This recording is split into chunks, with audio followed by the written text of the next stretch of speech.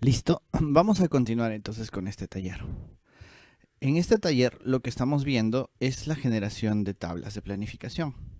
Como quedamos hace un momento en el anterior video, para verificar que nuestro proyecto esté bien ejecutado, nosotros necesitamos hacer un proceso de supervisión. En Navisworks yo necesito revisar el proyecto, entrar en él y empezar a generar este pequeño proceso, el proceso de la revisión de que mi proyecto está o ha sido bien generado, tanto en la parte de las columnas como en la parte de las cimentaciones. Yo puedo seleccionar los elementos e ir ocultando los elementos que yo no necesito ver y puedo ir revisando que mis cimentaciones, mis vigas, mis cimientos corridos estén adecuadamente modelados, correctamente colocados, para que yo pueda revisar que sus volúmenes sean los que yo necesito en las tablas. Por ejemplo, aquí tengo una columna principal que va hasta la zapata y yo debo de revisar hasta dónde va en la parte superior. Entonces, de esa manera yo reviso que el concreto o que los volúmenes que me den mis tablas sean definitivamente los que yo necesito. Hay que hacer esta revisión para que nosotros podamos establecer que estas tablas que se han generado son las correctas. Por eso, vamos a continuar. En este caso yo tengo aquí una tabla que se llama muros de albañilería. Mi proyecto tiene muchísimos muros de ladrillos, muchos muros de albañilería. Lo que vamos a hacer es generar esta tabla nuevamente. En la cinta de vista yo puedo generar una nueva tabla de planificación de cantidades. Esta nueva tabla de planificación la voy a hacer ahora de muros. Y le doy un código, ¿no? T03 guión metrado de muros, ¿no? En esta tabla, pues lo que más me va a importar es el parámetro de área. El identificador en este caso es el tipo. Y voy a ver qué es lo que me muestra esta tabla. Seguramente esta tabla me muestra el nombre de los muros y me muestra el área. Fíjense que tengo muchísimos muros, ¿no? Lo que voy a hacer es ordenar esta tabla. Nuevamente, necesito un parámetro para determinar la restricción en la base, que en este caso significa la parte inferior del proyecto, de cada muro, perdón. En marca de tipo, yo voy a tener el código. Le doy a aceptar y voy a tener ahora la adición de dos columnas, el nivel al que pertenecen y la marca de tipo. Además, yo podría añadir campos que me sirven, como el tema de la longitud o como el tema de la altura de los muros. Entonces, si yo le doy estos dos parámetros y llevo área hasta el final, voy a tener una lista donde yo tengo los elementos que yo requiero. Ahora solamente me hace falta ordenarlo. En ordenar, en clasificación y agrupación, yo le doy a editar. Y en esta edición yo voy a clasificarlos por cada restricción de base, que en este caso significa nivel. Le doy un pie de página para que haga una separación y voy a tener este proyecto. Fíjense que ahora mi tabla se está distribuyendo por cada nivel y está generando un pie de página. Listo. Voy a continuar y en clasificación y agrupación le voy a decir que por cada restricción de base los ordenen por marca de tipo. Si yo le digo que no me detalle cada ejemplar, entonces mi proyecto me va a mostrar esta distribución, es decir, un resumen. Además, yo necesito que me calcule la suma de las longitudes y la suma de las áreas.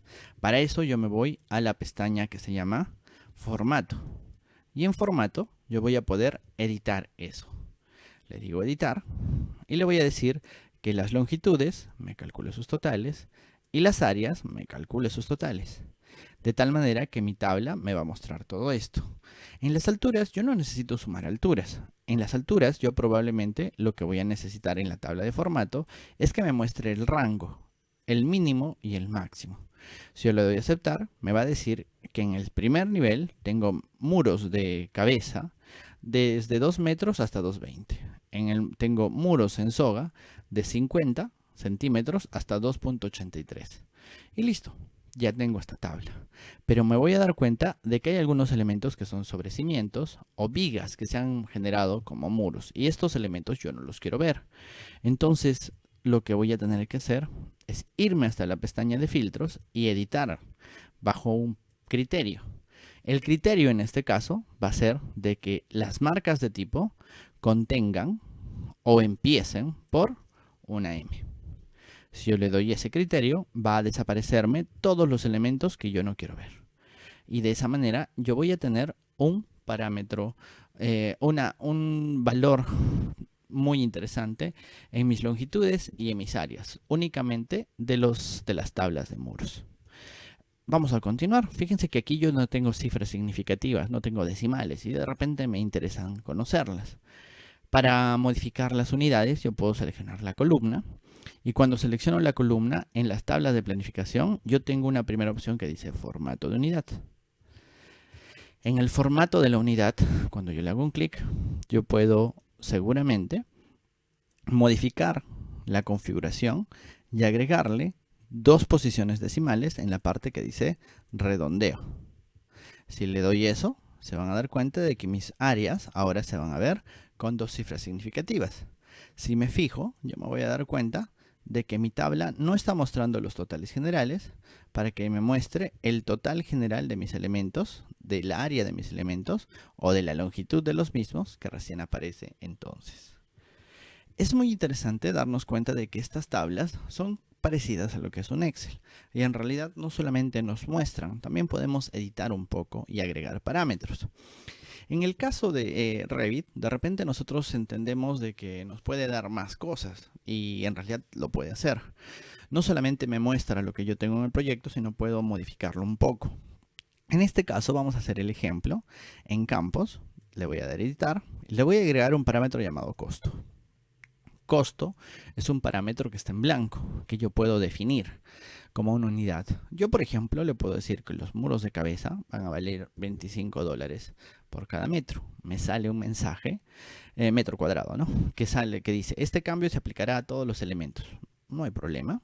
Fíjense que aquí otro muro de cabeza también está en $25 por cada metro cuadrado. En este muro de soga 2 le voy a decir que vale 17, por ejemplo. Y también se va a ir asignando donde corresponda. Acá tengo un muro de canto de 10 que le voy a dar que vale 13. Estoy dándole un costo. Aquí tengo otro, también le voy a poner 13. Listo. Y tengo los costeos. Si yo detallo cada ejemplar, me voy a dar cuenta de que cada uno de los elementos se ha asignado una unidad de moneda. Recuerden que si yo modifico el formato, podría mostrar la unidad como por ejemplo dólares. Y le estoy agregando ese costeo.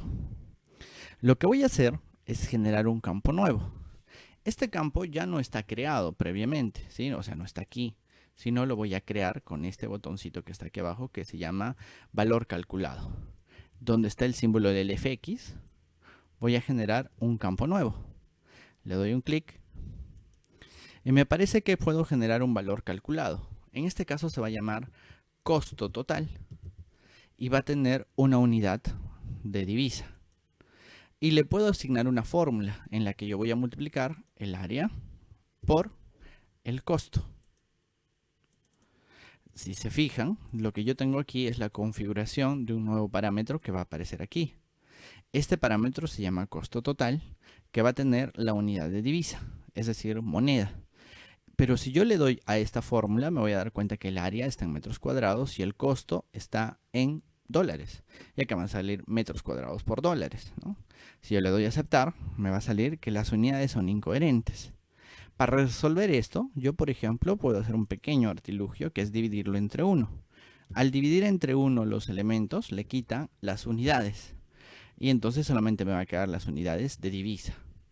Le doy a aceptar y ahora sí me lo acepta. Le doy a aceptar y lo que va a hacer es multiplicar mis unidades.